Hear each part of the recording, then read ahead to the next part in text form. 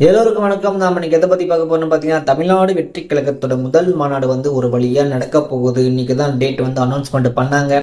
எங்க நடக்க போகுதுன்னு கேட்டீங்கன்னா, விழுப்புரம் மாவட்டத்துல நடக்க போகுது. என்னைக்கு நடக்க போகுதுன்னு பாத்தீங்கன்னா, அக்டோபர் இல்ல, அக்டோபர் 27 தான் நடக்க போகுது. அண்ட் இன்னொரு விஷயம் என்னன்னு பார்த்தீங்கன்னா, இது நிறைய ரிஸ்க் ஆச்சு இல்லையா, டேட் தள்ளி போயிட்டே இருந்துச்சு. ஸோ அதனால பப்ளிக் எந்த டிஸ்டர்பன்ஸும் வரக்கூடாதுன்றதுக்காக கிட்டத்தட்ட ஒரு 33 நிபந்தனைக்குள்ளதான், யாருக்கும் எந்த டிஸ்டர்பன்ஸ் வரக்கூடாது. அண்ட் அந்த டைம்ல டிராஃபிக் ஜாம் ஆகக்கூடாது அப்படின்றதுக்காகவும், யாருக்கும் எந்த பாதிப்பும் வரக்கூடாதுன்றதுக்காகவும் நிபந்தனைக்குள்ளதான் மாநாடு நடக்குது.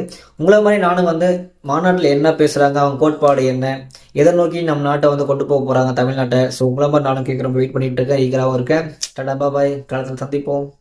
பேசுனதெல்லாம் கேட்டீங்கல்ல, எல்லாம் சரிதான்.